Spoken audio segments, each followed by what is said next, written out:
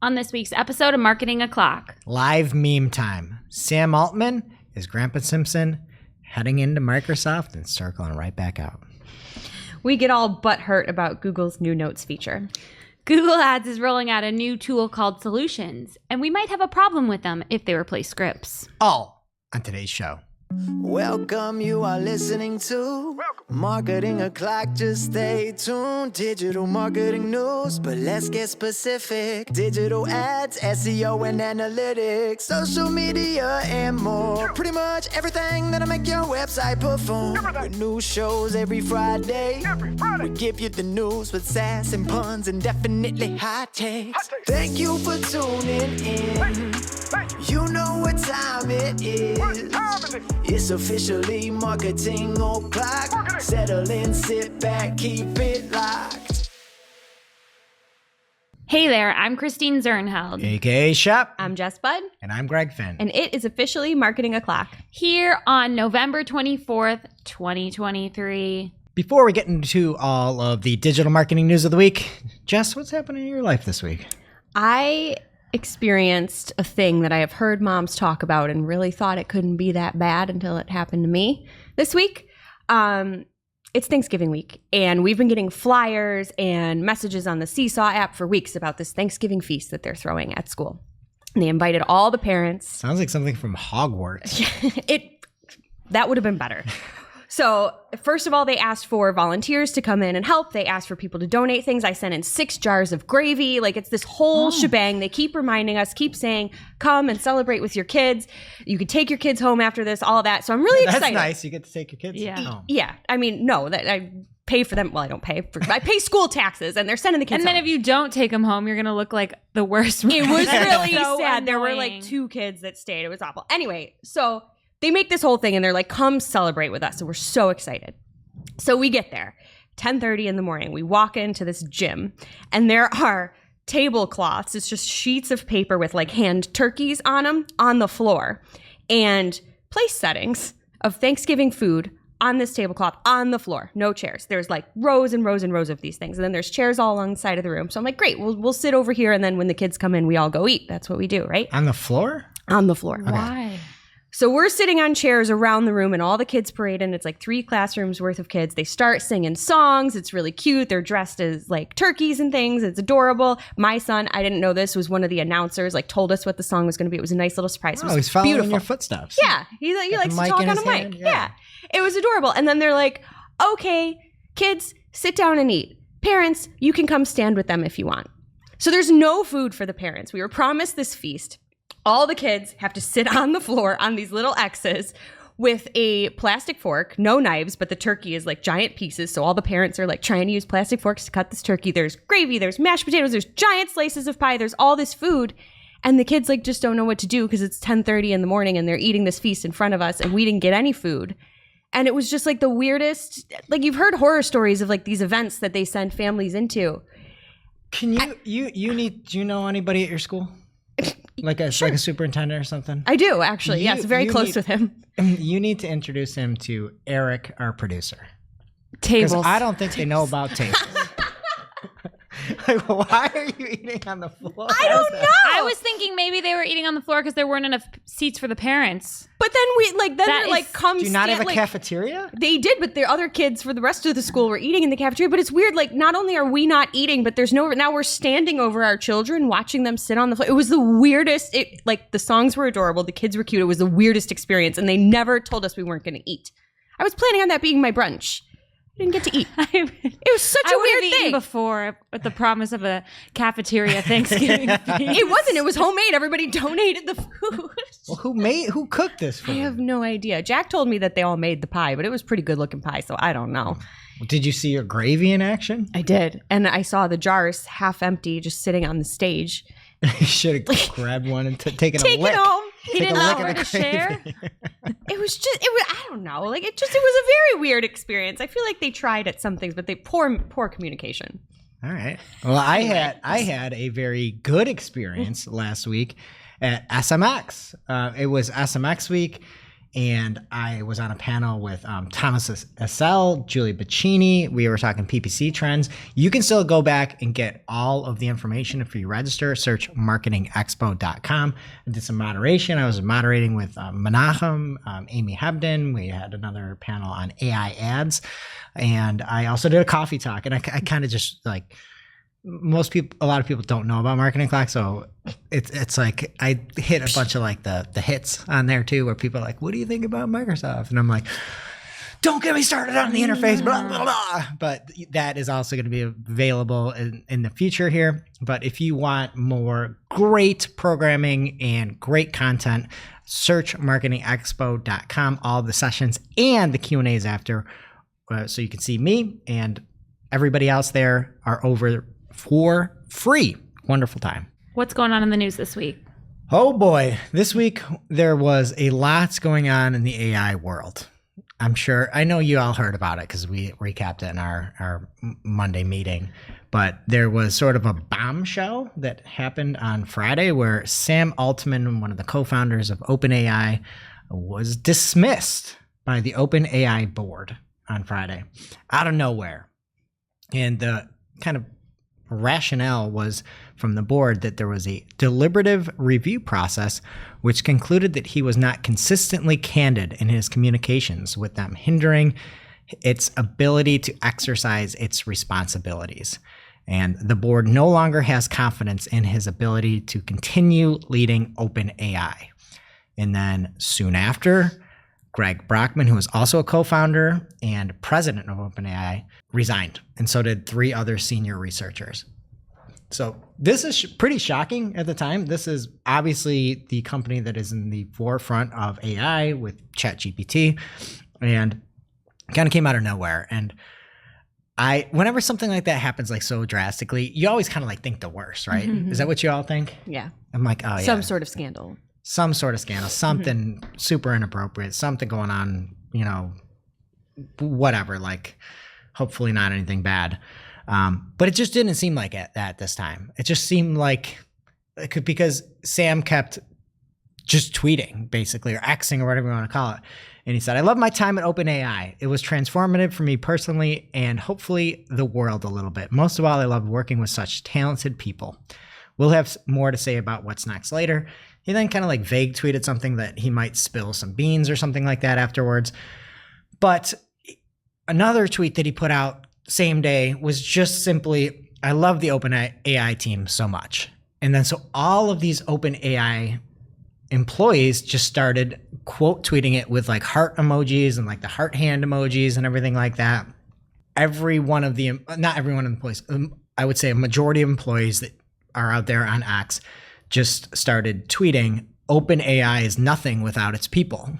And then Sam Altman would quote tweet that, quote X that with just a heart emoji. And just, you would look at his timeline, it's just all hearts of people saying the same exact message. It's like, whoa, something is going on there. So then it came out that Sam Altman was in fact not going to be like coming back, because there were some rumors he might be coming back to OpenAI with everything going on, but instead was taking a job at Microsoft. And so Satya from Microsoft, the CEO, said, "We remain committed to our partnership with OpenAI and have confidence in our product roadmap, our ability to continue to innovate with everything we announced at Microsoft Ignite, and continuing to support our customers, partners," blah, blah, blah. And says, "We're extremely excited to share the news that Sam Altman and Greg Brockman, together with colleagues, will be joining Microsoft to lead a new advanced AI research team. We look forward to moving quickly to provide them with the resources needed for their success." And then it gets even wilder, because there was on Monday morning a note that was signed by, it started with like 550 of the 700 OpenAI employees, and I think it made it up to like 650 people signed it, calling for the entire resignation of the OpenAI board. And so like everybody at OpenAI is just now calling for the resignation of the OpenAI board, which Who do you even send that to? The board. I mean, I guess the press. The board and the press, everything like that. But so it just seems like there was like a big overreach, right? Like it wasn't like people hated him or something like that, or there was something going on. It just seemed like maybe just wasn't the best to work with. There might be some personal issues with some board members and they just wanted like more control or something like that. And then as of Wednesday, Sam is now leaving Microsoft and going back to OpenAI. So, And is the board still all the same? the board is getting reshuffled. There's a whole bunch of different people.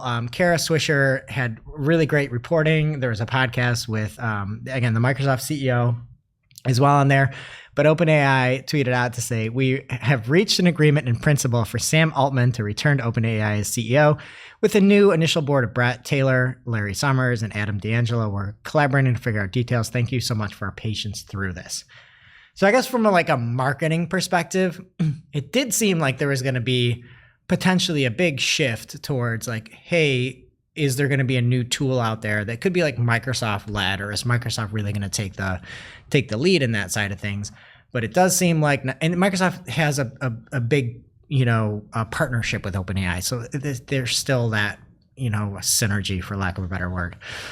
But now OpenAI is still going to exist, because I know everybody out there is like using ChatGPT and that's one of the best tools right now, but it doesn't seem like that's going anywhere at the moment until, unless this new board does something stupid. So I don't know. It was just pretty cool to like see all this stuff like happening live and be like, And what? really quickly. Really quick. Really quickly. I feel like this could take weeks, months to end up this way, but Yeah. days. And then on that open note to the board, where 650-ish people signed this, they also said, we all have jobs at Microsoft if needed. So like apparently Microsoft got Sam, got Greg, and then also offered the entire team jobs. That's the together with colleagues part. Like all the colleagues, they're coming. That's great. That's like, it seems like the board, for whatever reason they had, tried to strong arm him out. And then it's like, nope. Seems like this guy's a great leader. People respect him, like him,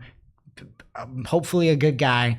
And everybody's now strong arming the board back with 2 arms this time. Amazing flex. So, yeah, I guess from a marketing perspective, you can still be confident in ChatGPT. But, and then I know Elon he's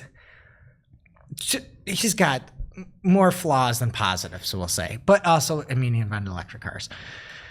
Basically. I know he didn't technically invent electric cars, but he made electric cars happen. And so from that tweet from the Microsoft CEO about getting Sam over, Elon posted a tweet that said, now they will have to use Teams. He just wanted to be part of the conversation. He just wanted to play. That's not like something I would say. Like, yeah. And I saw somebody else being like, when Sam took the job offer back, big, nope, he opened up Teams and now he's back to OpenAI. So, anyway, that's the OpenAI news. Shep, you got anything else? Yes. Dario Zannoni made a potentially big discovery for Google Ads this week. So he posted on LinkedIn, Google Ad Solutions. I found this new page in Google Ads Help about a function called Solutions. Solutions are described as a tool to, quote, help you create automated and customized workflows without making changes to the code. And some examples that they list in that article of things that you could do with these solutions are confirm that all your links are working, automatically adjust your campaign budget, generate reports, send notifications when your account's performance changes. So kind of things that you used to be able to do with scripts or rules, but now it seems like you're going to be able to do these scripty things without code, which will be helpful for marketers like me who don't know how to code. Mm-hmm. And then Robert Grabman replied and said, based on the examples mentioned, it may simply just be referencing Google Ads script solutions with template scripts such as a link checker, account anomaly detector, etc. This is just another example. I don't know if they're going to change the name before it rolls out, but this would be a terrible name. Solution is a very general term, and we're just going to call a script template a solution. Yeah, That it's might a be template. worse than assets. That rebrand. Yeah. And then if it is solutions, I wonder if there's going to be limitations. That's always I just tinfoil hat goes on, and with scripts you could do anything you want. But if you have solutions, how are those going to play together? Does one take precedence over that? How do those work? And then, are you going to have the ability to let's have a solution to raise our budget. Maybe not let's not have lower. a solution. I don't Yeah. know. It's just like, how are they squeezing, That's a good point. every nickel out of our pockets? That's with like this? a big thing that we use scripts for here is budget like ad management, overspend protection.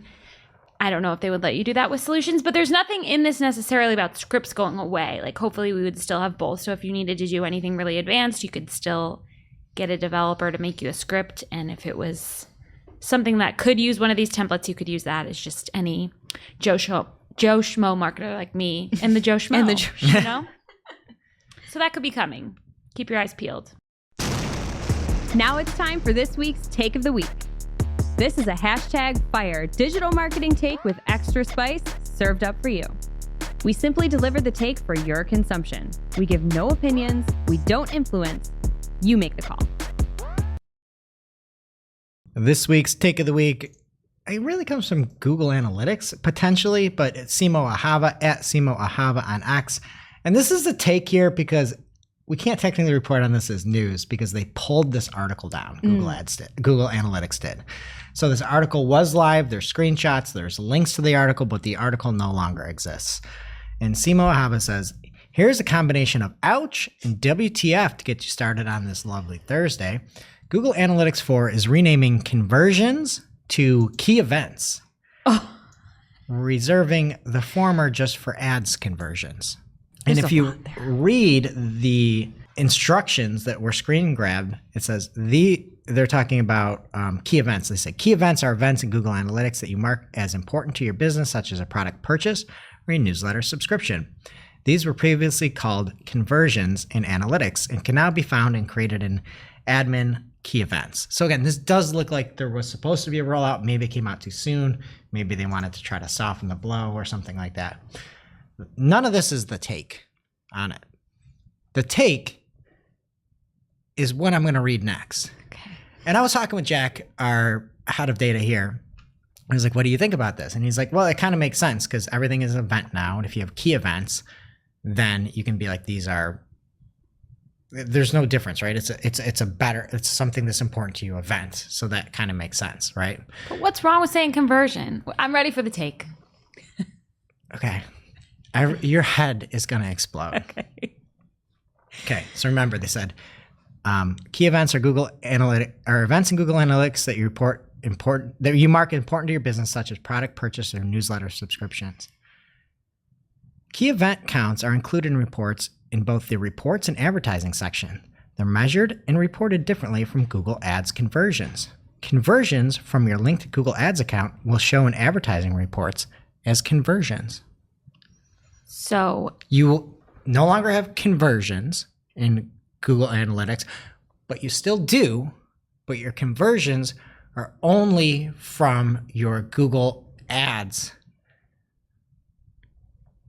traffic. And they also report key events alongside it. So you'll have key events that are your key events, and then you'll have conversions, which are your key events from Google Ads only.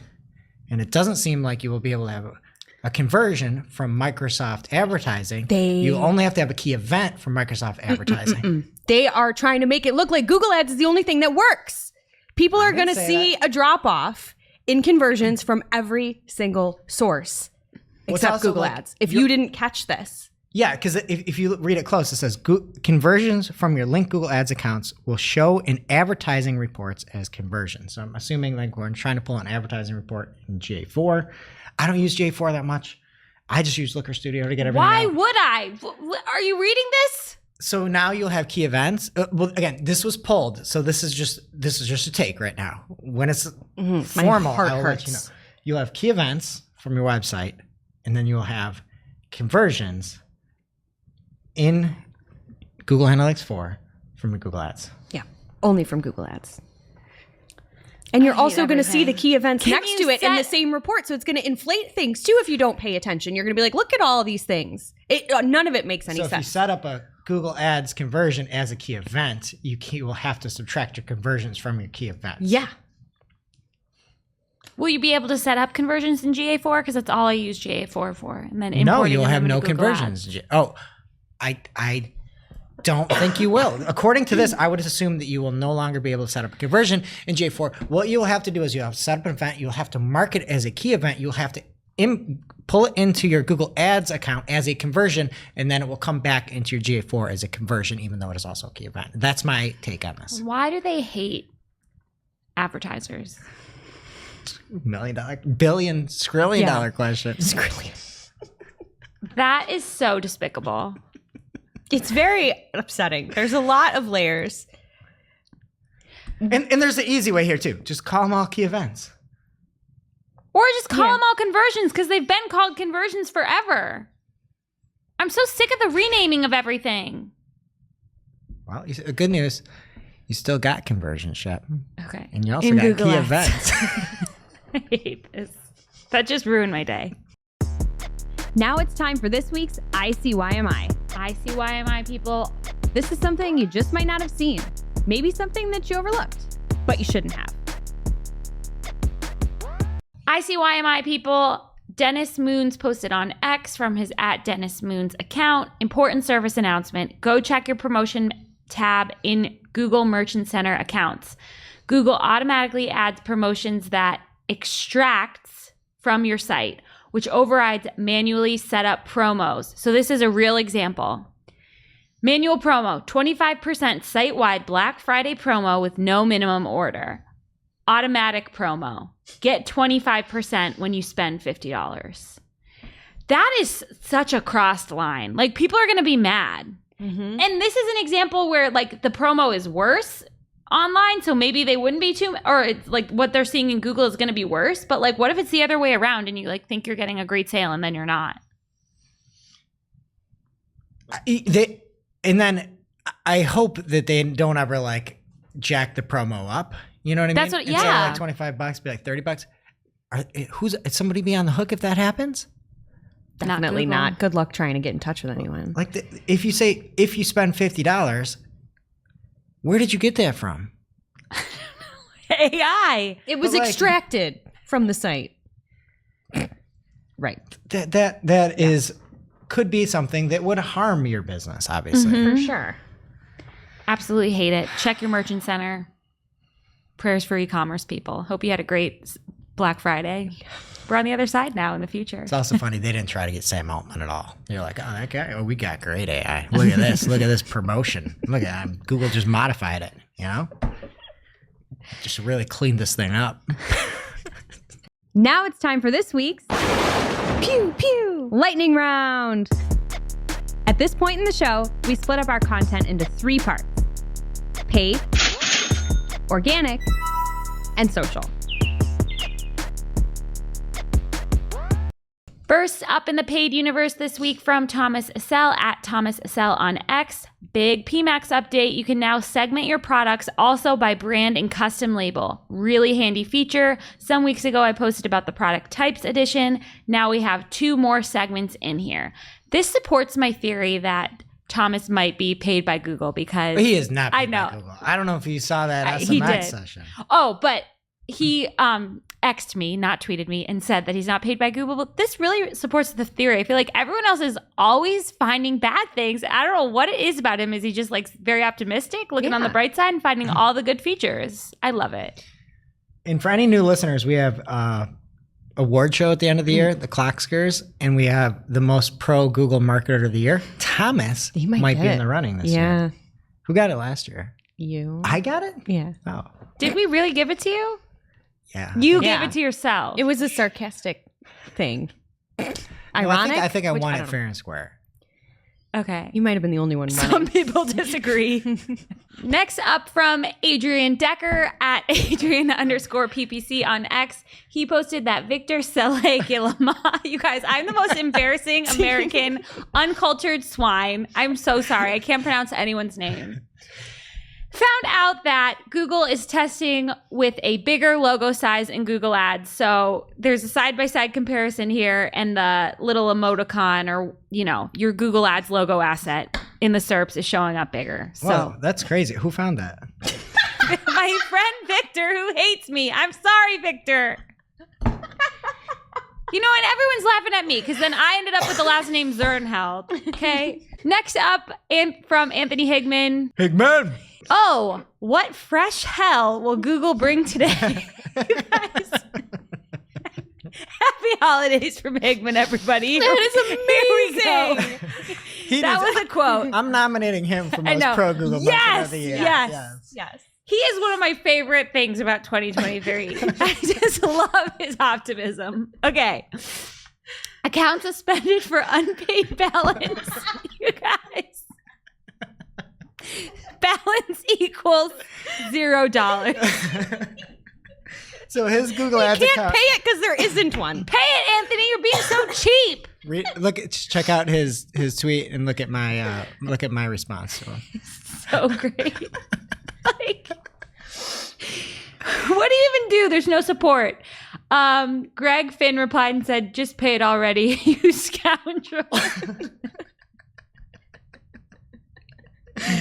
No. Balance 0. Yep, can't run ads. Everything's Anthony, wow. Okay, he's got another one here. Even more censored here. He says, ugh, hate these ones.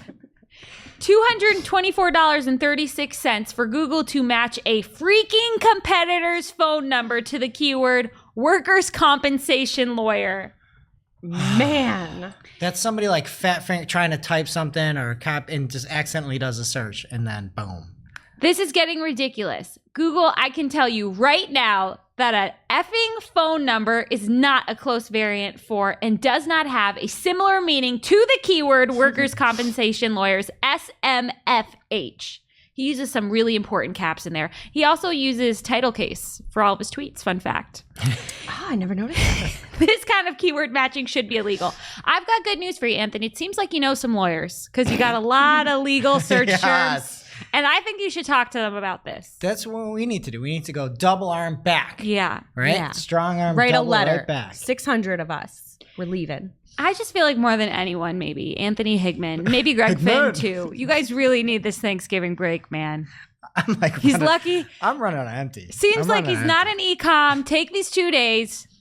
You need the break, Anthony. You earned it. Google Ads is updating location asset requirements. This all seems pretty straightforward. Don't add a location asset for a location that's closed. Sure, Okay? yeah. Why? You're going to get in trouble. And if you want more info on that, you can subscribe to our newsletter, newsletter.marketingclock.com. I think our Thanksgiving shows are my favorite. Like, I love it when we're just like There's no news. cooked. There's no That's news. great. It's early in the morning. Everybody's tired. Google Ads no longer supports Store Sales Direct. In other news, Google Ads had a product called Store Sales Direct. Stole that joke from Greg Finn a couple weeks ago. If you relied on SSD, Google said to review the store sales onboarding guide to understand your eligibility for ongoing store sales measurement. Work with your Google Ads account team to update the feature. Good luck getting in touch with them. Yeah. From David Kyle at David Kyle on X, he has some screenshots from a focus group that he was a part of with the PMax product team. That sounds really fun. Wow. Everybody buckle up. PPC this week. Those PMax product team people, man, they I wish I loved something as much as they love PMax. Google PMax products team is to PMax as Shep is to Taylor Swift. You think that's true? Wow, Yes. that's very, very strong. Those are strong feelings. Yeah. Okay, these are real life screen grabs, everyone.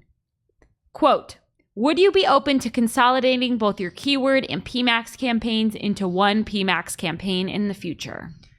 How do you feel about migrating regular keyword search campaigns to PMax campaigns? And finally, Did you read the options? oh, the options are absolutely not. No, it's No. absolute not. That's what I would pick. Not really interested, neutral, somewhat interested, or yes, let's do it. Absolute not. Thank you. And finally, which search campaign features are you comfortable doing without? What specific new or existing campaign features would you like to see in PMax? Please, advertisers, if you are part of a focus group like this, say that you want all of the features you have. If you're not using them, maybe somebody else is. Do you see what David responded to the what search features would you like to see? He answered ability to opt out of the 2x rule for budgets. Completely agree. And bid caps. Yep. Absolutely. Would love to see it. but And to I me- doubt we're going to get it. Yeah, and to me, I think all these things, these surveys, are it's just them like puffing their chests out and trying to like make it seem like things are great. Because even if you said like, how would you feel about migrating regular keyword search campaigns to PMAX campaigns? We know right now PMAX campaigns work. We know when something works, it gets watered down. With keywords, there was something that was rolled out supposed to be better to help advertisers by casting a wider net. But we saw on the DOJ stuff that it is brought in specifically to talking about revenue goals and how they can have cleverer keyword matching to increase revenue. So even if you're saying this right now, that doesn't mean that anybody would do that in 3 months, 6 months, a year. It's everything. They get you in something and then they make it worse. They make it worse, worse, worse, and then get you in something different that works a little bit better, and then they make it worse, worse, worse, worse. So even if you were to say this now, it's like, no, I would never, like, because I know what's going to happen. If I get out of this and now I can't see anything where I'm going, cool, it might work for a while. Then what's going to happen? We're going to less and less and less search because we're going to have search go up and up. It's so disheartening. It just makes me worry that search is going away sometime sooner than we want it to. Conspiracy theory hat. I hate these questions. We should give thanks for what we have right now. Yes. And I use PMAX. I don't turn search campaigns into PMAX. I like add it on top. Because if you have an account that can't afford to do both, they probably can't afford to do PMAX. Because it doesn't work unless you're spending a lot from what I've done with it. Just my 2 cents. Okay.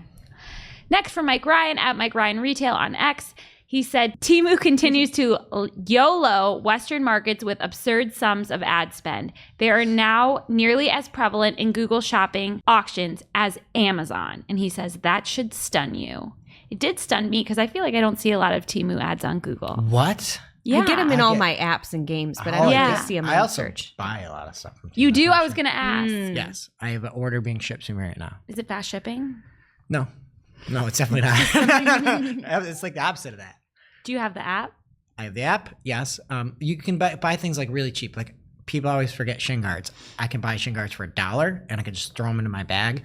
And then somebody's not going to be like disqualified from a game. You get like soccer socks, just anything that doesn't matter type thing. Like that's what you buy. Seems like Shin safety guards equipment matter. matters. I know, but I just want my players to play. And if they have shin guards, at least there's something there. And sometimes people pretend they don't have them. And I look and I'm like, no, you need a shin guard. There, you at least got something. And I don't want to share shin guards because that's disgusting. Yeah. Oh my God, that shin guard itch. Memories from my youth. Yeah. Is it free shipping? Usually at the like $50 or more. They don't need the Google auction. They're getting free ad right here. Next up from Acvila DeFazio at Acvila DeFazio on X. Interesting. There's a new flexible meta ads format option in the ad level. Have you tried it yet? So now in addition to selecting single image or video or carousel or collection ad, you can pick flexible and they will show your ad in the format that they predict may perform the best. So it kind of sounds like an RDA situation on Meta. Yeah.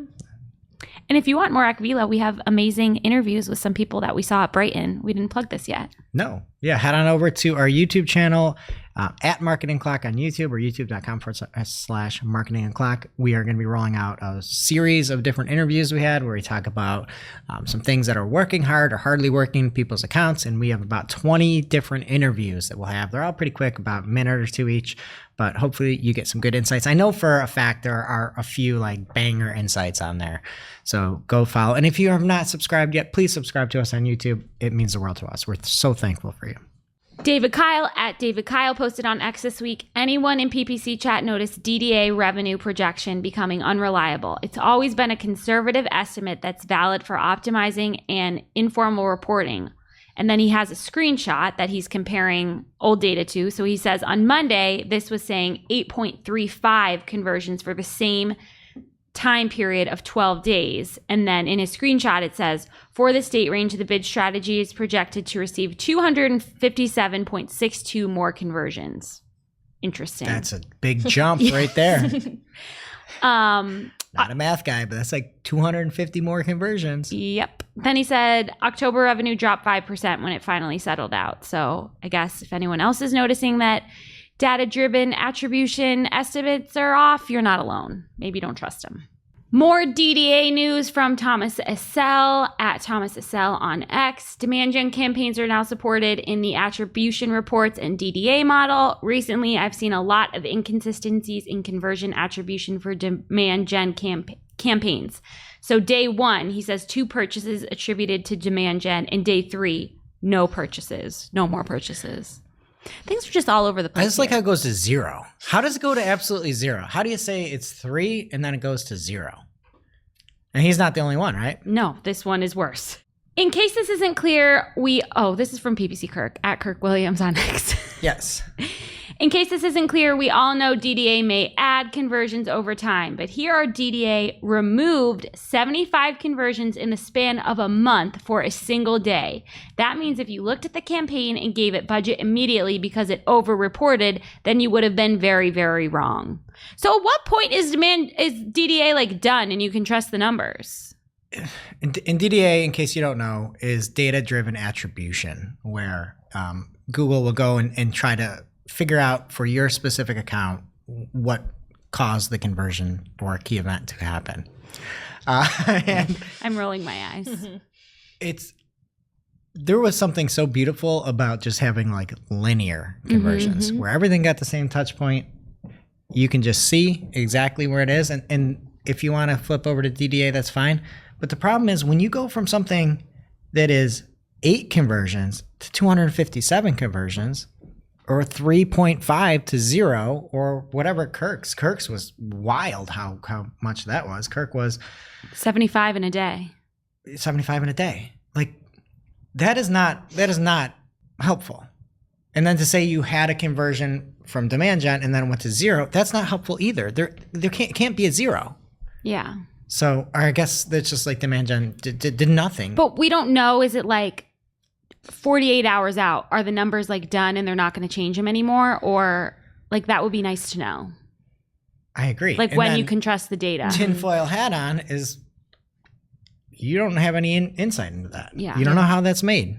If you're looking at DDA and Google Analytics, maybe you've got something called a conversion that's only for Google Ads. Like, do you know what I'm saying? Like you don't have this data. And then the announcement of, we didn't see a lot of people using linear. It's like, well, just leave it in there. Yeah. it That is already the easiest exists. equation ever. You take the visits and you just divide it by the visits by where they came from. It's so easy to do. But then you'd be able to figure out, oh, something is being over. I'm like a real conspiracist today. Today? But I'm right though. I'm Yeah, right on this. yeah. So whatever. Next up, tales from PPC Reddit from user Significant Tough 7742.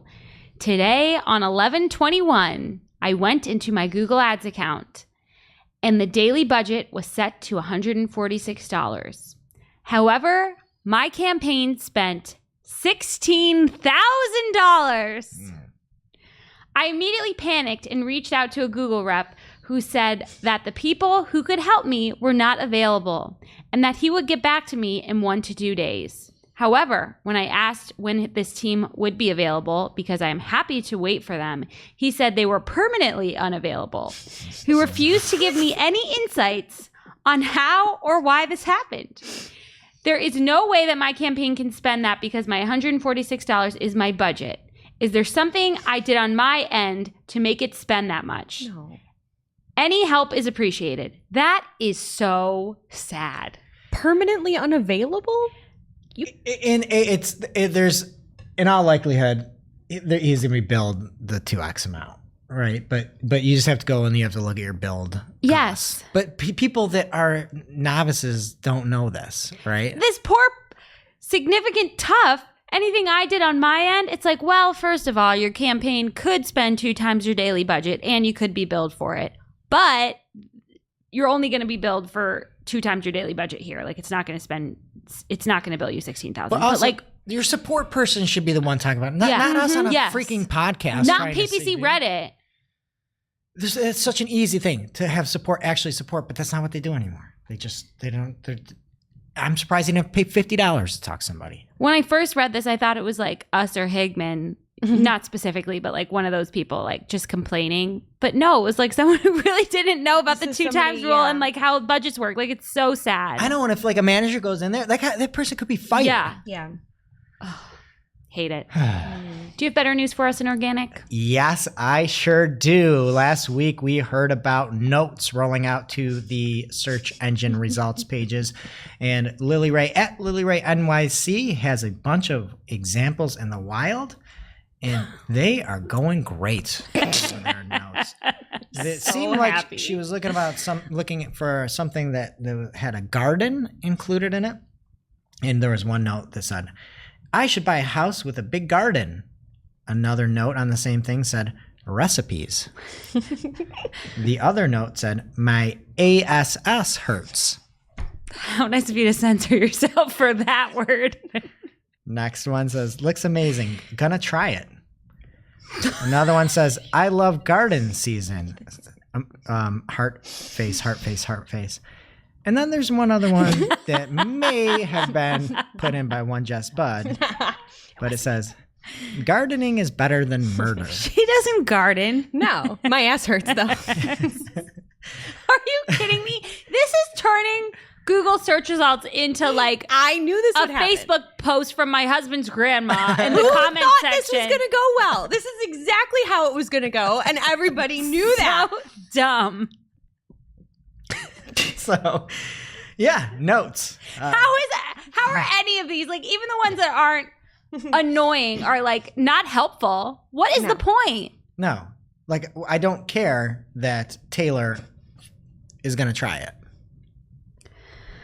And then if you think about it too, like you have to do the search, you have to go to the website. Yeah. You have to try it. Like they're almost making you want to put a note in before you actually visit the website because you're making a note on the SERPs. It's like we said last week that it could be good for recipes, but like if you're a good recipe blog, you have a comment section so people could add stuff like this on the page. Right, but even if you wanted to add input about a recipe, you have to do a search on Google. You have to find a certain recipe that you liked in the SERPs.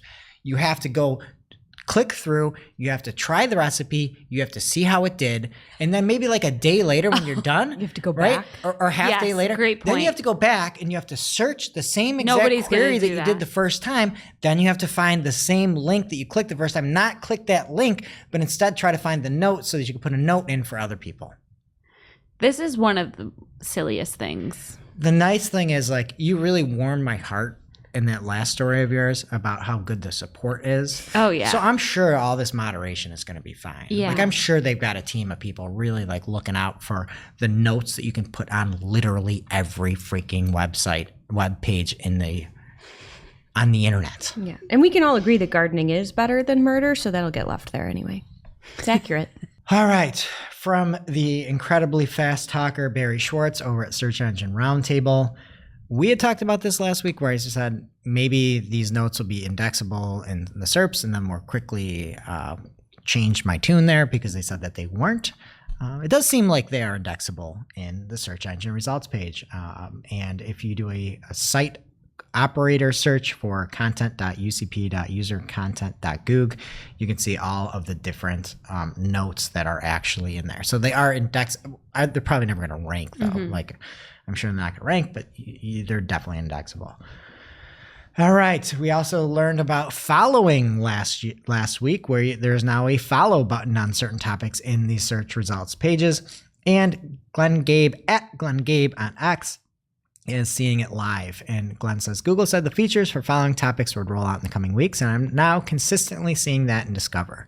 Just hit my feed late yesterday. I'm now seeing articles organized by topic for which a prominent follow or following pill is there.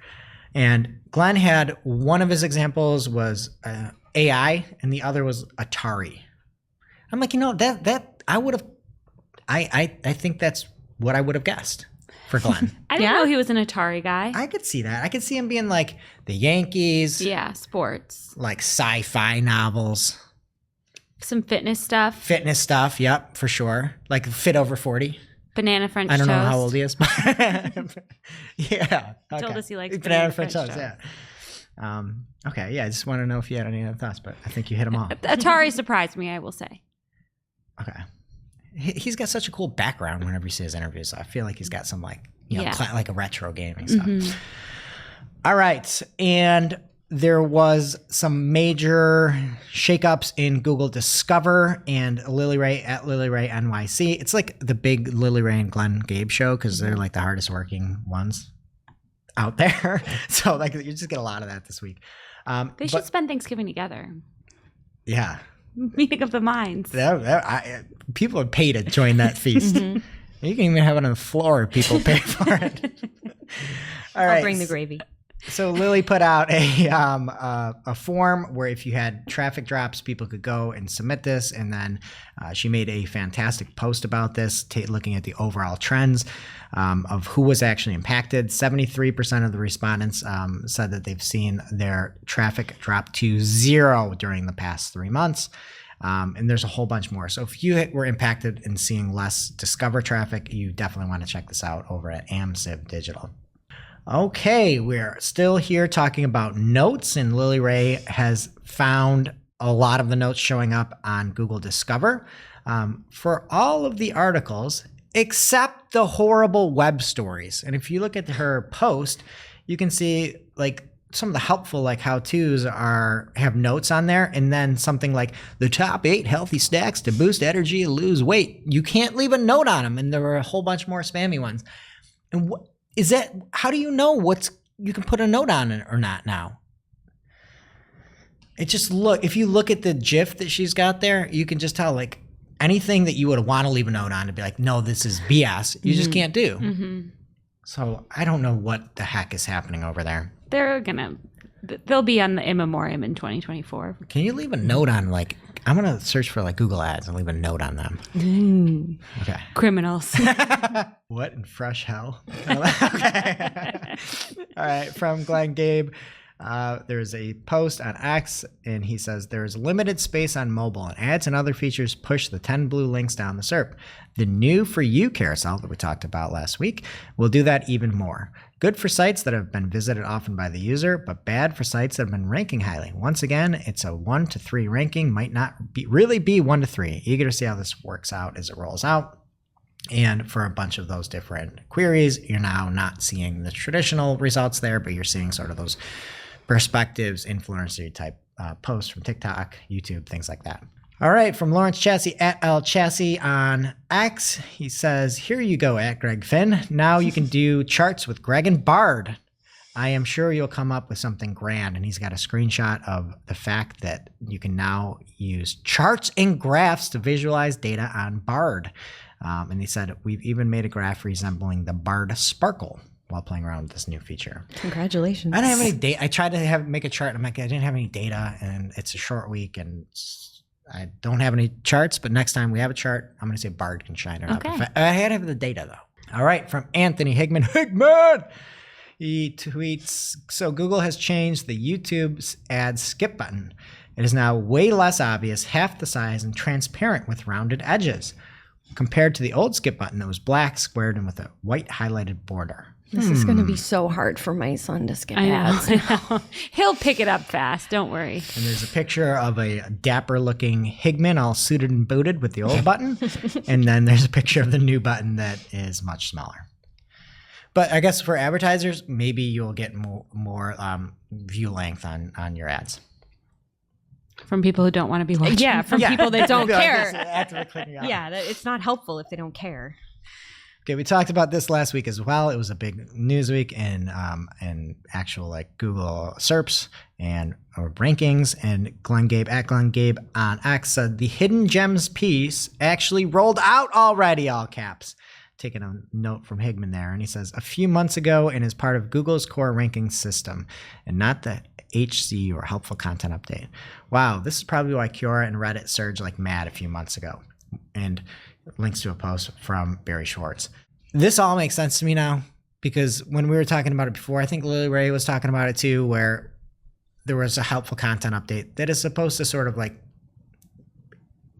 negatively impact sites that weren't being helpful. But at the same time, like Reddit jumped through the roof, and we'd see Reddit ranking for like everything. And it's not like every single site above it dropped down, but in actuality, it was likely this hidden gems piece, if you saw Reddit come out there, that really gave it a boost because it had real like user experience and good gems of knowledge. All right, Google's also adding a filter to its shopping search results to show just products offered by small business. Businesses can mark themselves as being a small business in the Google Business Profile or Merchant Center. So you can do that. How are they going to check it? I don't know. And then is there like a line of small business also? Like where's that line either? Google wrote 84% of people say supporting local and or small businesses is important to them, so they're making it easy. I would say one thing's for sure. If Google doesn't care about you, you're probably a small business. Yeah, that's great. It's a good chance. Do you have a dedicated rep? Yeah. Yeah, you're a small business. All right, at Glenn Gabe has more SEO news for today. He writes, Bing has added AI-generated captions for some listings via GPT-4, and he's tested it a bunch, and Barry Schwartz has a full article over on Search Engine Land about the AI generation captions to the search result snippets, and if you hover over it, you can see that it is AI-generated. Again, some of these things would be nice to have ability to be opted out of, especially knowing that we've seen AI be wrong many times, and also like seeing all this like turmoil and like tumultuous times in AI. like let's just also be like, we can just skip the AI. Okay, the quality rater guidelines have been updated according to Glenn Gabe, and there's more. It's going to take a must-read marketing article of the week, and we're going to break down a little bit more there. So not lastly, but we're getting close here. Glenn is eager to see how Amazon Prime Video ads, they're going to have shoppable ads. He wants to see how those roll out. So viewers are going to be able to scan QR codes for instant purchases during NFL's first ever Black Friday game that it is carrying. I feel like the Black Friday ads are turning into the new Super Bowl ads, which like makes a lot of sense, but it's like, it's kind of fun to watch. And like the Snoop Dogg one was pretty cool. That was a good one. And the Mean Girls one. Yeah. And then if you like, this is during the Jets game, so you should just like QR a bunch of like handkerchiefs. Why? Because they're so bad you're crying? Yeah, terrible. Okay. And in bad news for all the folks that have vans with curtains in them, Google Business Profiles are going to allow you to upload a photo of your vehicle where you meet your customers. So let's say you're a tool equipment company, you can put a picture of the tools and equipment in which you use to carry out your work. And also, if you have vehicle pictures to show the vehicle in the local area where you meet customers. I like that. Oh, I have one more. Okay. From Mike Fatita. He acts that Google search results are just really bad. And it's at Mike Fatita on X. They've gone way too far with Reddit dominating the SERPs. And he's got an example. And I think this is really important for people, just like candidly. The keyword is best gas charcoal grill combo. And the result for number 4 is from Reddit R Barbecue. And it's 10 years old. And the ranking number 5 is from Reddit Grilling. And it is 6 years old. Great. And this is one of those examples where that hidden gem might be a hidden gem, but who knows if they even make something the same that was launched in 2013. And there's got to be new stuff since then. Like sometimes this would be fine. Right. And We're what I talking would about just products though. We're long today. I don't really care. What I would say in this case, like look for some of that stuff that is out there and set up a Reddit account and put out like objectively helpful comments in there and say like, hey, some of these have been discontinued.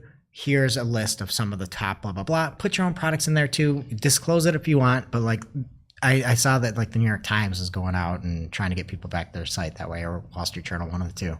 But some of these things that may have seemed like that's like over from a Reddit standpoint because it was 10 years in the past, now coming back, and you might be able to go try to help leverage it for yourself. That's it in the organic What's Happening in Social Bud. All right, we're going to start with the heavy stuff first. First up in social this week from CNBC, more than 24 House Democrats on Tuesday accused Elon Musk's X of profiting off violent content by a terrorist organization and demanded that X essentially addressed the Hamas-related content Welcome on to social. the platform. I know, we're just going to get past it. You can read the article for more details. It's very serious, and I'm not going to be able to do it justice. We're also going long, but basically they have until December 1st to provide all forms of written communication related to content moderation, and they want a plan for preventing such content in the future. So read it, and I'm sure we will have updates as that progresses. On to the fun stuff. Next up, TikTok is launching a new AR effects creation tool that's built right into the TikTok app, so you will no longer need an external tool or a separate app to do so. The feature will enable all users to create their own custom AR experiences directly within the interface. It's available globally. All you need is the latest version of the app. So, cool stuff. Another update from the platform is a new customized feed option within the For You page that will let users enter conversational guidance on what they'd like to see more or less of in their feed. And the examples that they gave, they said, I'd like to see more posts from creators I follow, include more pets in my feed, or this really cute one, I'd like to see less magic in my For You feed for the next 2 weeks. Maybe you're home for the holidays, don't want your mom to know you're a wizard. I don't know, but... Did you guys hear I'm viral? What? No, what happened? I posted a TikTok with 80,000 views, 4,000 likes. Wow. Oh, I thought Might not be here next week. I thought you meant you like need another jab or something. No. Oh. We don't talk about Bruno. Jess Budd is the only sick one here that way. I'm fine. Do you want to talk about your viral TikTok? It's just me like complaining about being a mom on road trips. It's pretty funny. I knew it was going to be viral the minute I posted this. I was like, how have I never seen a TikTok about this before? I would love to see it. You'll have to show me on your own phone. Okay. Because I don't have the TikTok. But I've tried to follow up, capitalize on my success, and nobody's caring. So probably will be here. You're a one-hit Actually, wonder. I won't be here next week, but the week after I'll be back. And I am viral. Okay. Meta is rolling out new tools to support independent research, making their meta content library and API tools more broadly available.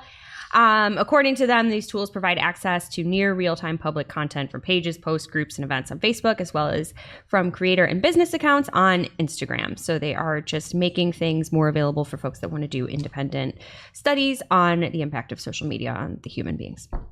Love to see it. All right, Snapchat is testing a new tier of Snapchat Plus in Australia. They're offering an ad-free monthly plan, which equates to about $10.50 a month in US dollars. It's $16 in Australian dollars.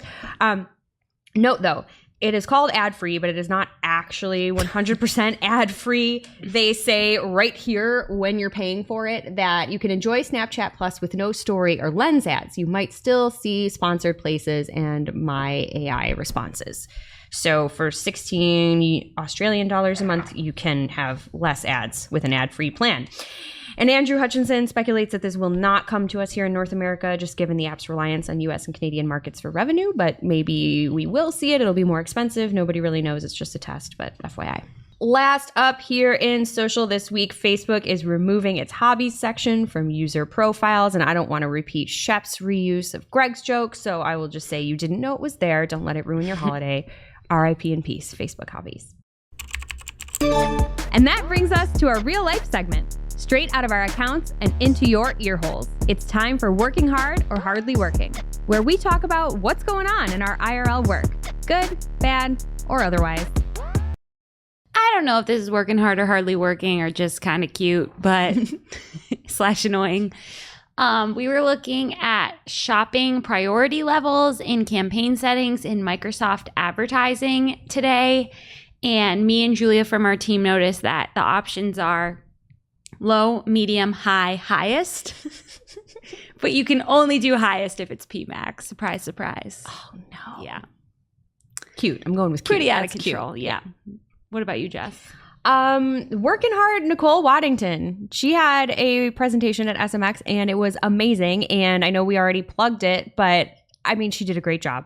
I laughed. She's very funny. It was great information and she just did an amazing job. And we're all very proud of her, as is Greg's ringtone. What's happening with you, sir? So for me, I just want to say it's not in my accounts, but it's in my X feed. The incredibly fast talker, Barry Schwartz, at Rusty Brick on Twitter. We were doing SMX last week, and he had a post out where he said, I think I wrote 32 search articles today between Search Engine Land and Search Engine Roundtable. moderated 4 SMX sessions today, and had 2 client meetings, and posted countless stuff on social. Almost done for the day, I think. We all just need to be so thankful for this man. Yeah. Yeah. I don't know. Barry, we love you. We are thankful for everything you do, and so is the entire community. I saw that, and I was flabbergasted. I think I had 4 sessions one day, and I was like gassed. Yeah. And he's just out there writing 32 search articles. We do this It's podcast truly and I can't crazy. even read an email. Yeah. That is a lot of work. And you know he's telling the truth. Oh, yeah. Like, that's I mean, not you could fluff. easily Yeah. That's amazing. No. Working hard. Yeah, very. Very thankful. Working hardest. And now for this week's Cool tool. As a reminder, our Cool Tool segment is not an official endorsement or paid mention. We're simply sharing something we found in our travels that may be of use to our listeners. And is really, really cool. This week's cool tool is more of a slick trick, and it's handy for anyone running LSAs, so listen up. I was going to call it a neat tweet, but it's a post on X. Rhymes would be a stretch. I tried to do that. That was a stretch too. Anyway, hot tip from Darcy Burke at Strex. Anyway, hot tip from Darcy Burke at Darcy Burke on Strex. He says, I've got a little LSA hack for all my local search peeps. Want to dispute an LSA lead that is over 30 days old? You can bring back the dispute CTA menu with simple CSS toggle.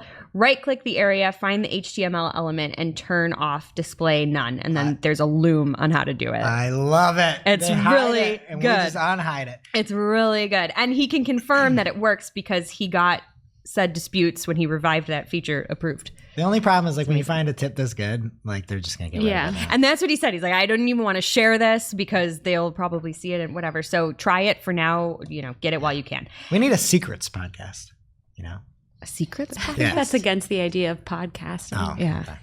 Could make it Patreon. Yeah. Anyway, you want it. Like I said, there's a loom if you need to actually see how it's done. We will have the link in our newsletter as well as on Discord. That's newsletter.and community.marketingoclock.com respectively. Bless you. Pick your poison and check it out. Now it's time for our must-read marketing article of the week. An article so advanced, so in-depth, so detailed that we simply cannot cover it in its entirety on today's show. This week's must-read marketing article of the week is over on Search Engine Land, and it is breaking down the quality rater and algorithmic evaluation systems from Dawn Anderson. Dawn is asking, are there major changes coming? She's looking at the importance of evaluation and some of the quality rater guidelines, humans in the loop, implicit and explicit evaluation feedback, and this is a long article, but it is really great, well thought out. And if you are very interested in like what the quality rater guidelines have and some of the thought process behind it, Dawn has got your back. Thank you, Dawn. And now onto our playlist of curated songs to work to. You can head over to playlist.marketingandclock.com to listen to Marketing on Playlist. Jess, Bud, what will you be adding this week? Rubicon by Deftones. I will be adding Christmas Isn't Canceled, Just You by America's Sweetheart, Kelly Clarkson.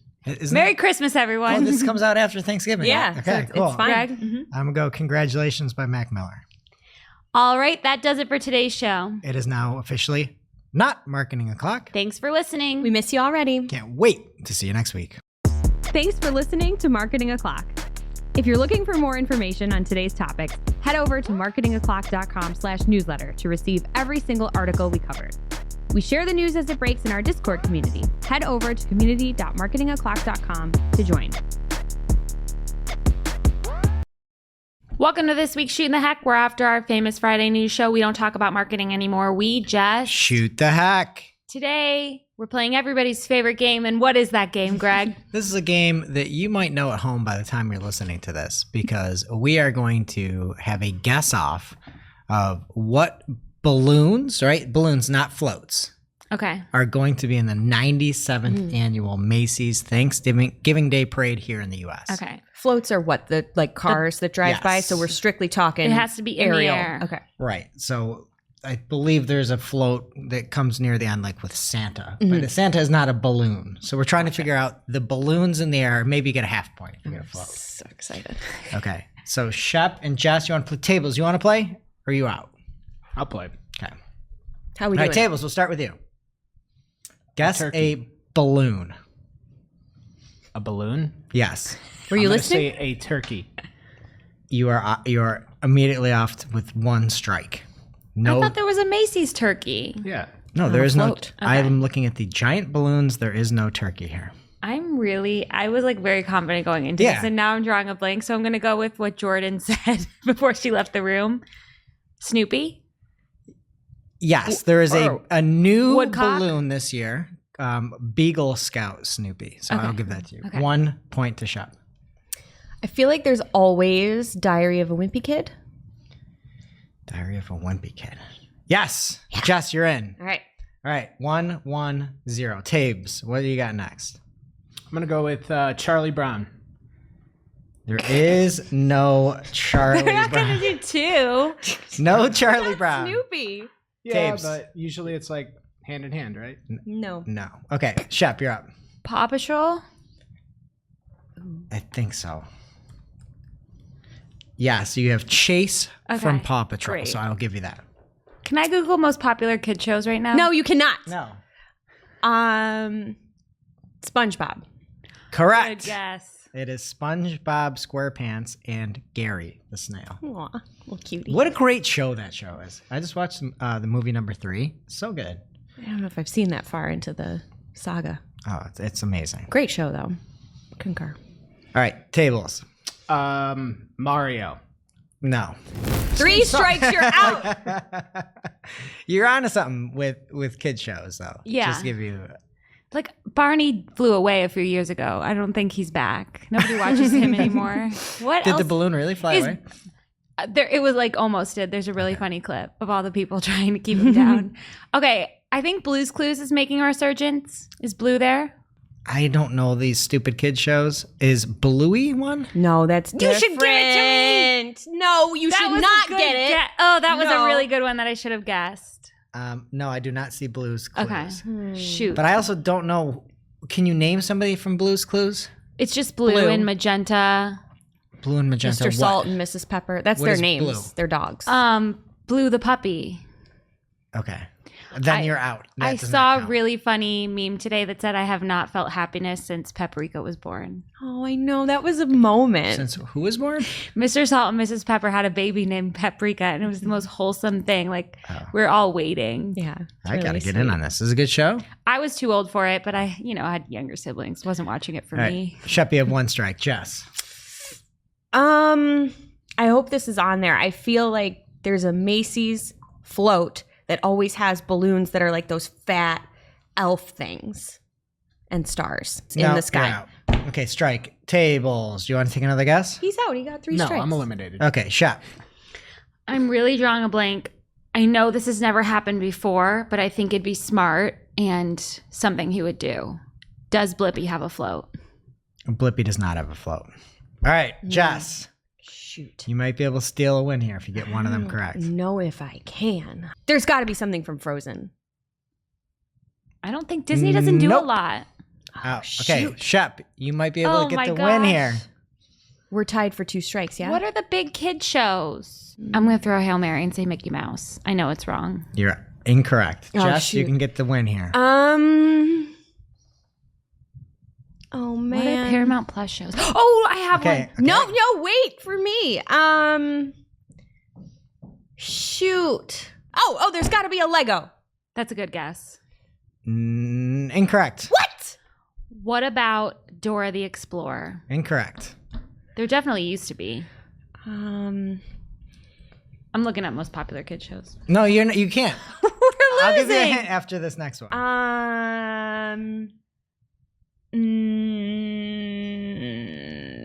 mm, 5, 4, 3, 2. Captain Underpants. No. There okay. used to be one for so him, there are too. shows and there are also some movie characters. Oh my God. Okay. Okay, I think she's got one over there. Yeah, you can go to her. No, you're up. I don't know. 5, 4. Bruno. It's a Disney movie. Oh, the new Wish movie. Did they make a float? Okay, Jess. Spider-Man. Incorrect. What? Really? Yes. This This was your idea. My kid watches the weirdest shows. She watches Llama Llama Red Pajama. Is he on there? Incorrect. Iron Man. Incorrect. She also watches a show called Puppy Dog Pals. Who's in there? I think one's name is like Doug. Incorrect. Rugrats. Incorrect. So there's another dog. Well, No, I there was told you. Bluey. I was trying to direct you towards movies. Okay, movies. A movie from this year. I just said movies. That's so hard. Okay, movies that aren't Disney movies. I only care about Disney. Harry Potter. No. Incorrect. Batman. No, incorrect. So there's no superheroes? Not that I see. Shrek. Incorrect. Ooh, that was a good guess though. This is going to be some of the worst podcasts you've ever done. I'm here for it. Enjoyable if you let me look it up. Okay, you now have Google, but you can just look up kid Kids' movies movies. or TV shows. There's TV shows and stuff too, or kid whatever kids do. All right, Jess, you're up. There's got to be a turkey. You started with that, and no, it's still there's no turkey. I did start with that. Or tables did, I guess. It's been so long, I don't remember. Out of all the time we've put into this podcast, this might be my favorite segment. No. Are we going to air this? Yeah, Garfield. Incorrect. Daniel Tiger. Incorrect. It's Shep's turn. Somebody just has to win, right? The Grinch. Next one gets it. Sudden death. Incorrect. Jess. Barbie. Incorrect. She's not blimp shaped. Don't body shame her. Jimmy Neutron. Incorrect. Curious George. Incorrect. Bubble Guppies. Incorrect. This needs to be nominated for a clock scale. You've got to cut this. This is so hard. Kung Fu Panda. Correct. It wasn't your turn. It was my turn. Correct. Okay, you can have it just to put me out of my misery. Oh, no, Jess. we'll call that a tie. Let's go one more round. No! Okay, here are the 18 giant balloons. Beagle, Scout, Snoopy, Blue Cat and Chugs. I've never heard of that. What? Bluey, Diary of a Wimpy Kid, Dino and Baby Dino, Goku, Grogu, Oh, Pokemon. Kung Fu Panda's Po, Leo, who I believe is a Ninja Turtle, Monkey D. Luffy, Chase from Paw Patrol, Pikachu and EVE, Pillsbury Doughboy, I should have known that. Red Titan from Ryan's World, Ronald McDonald, SpongeBob. This is the one I thought you would get. Stuart the Minion. I was like, the Minions. The Minions are Love not on my Minions. radar. And then Uncle Dan. What is that? It's just some guy. It sounds like the guy from like Forrest Gump. You know what I mean? Lieutenant Dan? Yeah, it's just like him. Uncle Dan. Uncle Dan. It's Lieutenant Dan's uncle, Dan. But the other thing is, like, aren't we in a helium shortage too? Like, at some point, I there thought is going to we be were, no yeah. more of these. Do you know that? Yeah. That will be a sad day. Well, when are we going to run out of helium? Well, that's why We should just let they're out. hoarding all the helium for these balloons. Yeah. Yeah. They don't have it What at a- Party City. There's massive been a waste helium of shortage for at least 5 years because there was one when I got married. Yeah, I feel like it's been a thing. We should just release all the floats to the stars. Let them go, you know? I don't think that's how it works. All right. Well, that was some riveting podcasting. I hope you have a wonderful weekend. See you next week.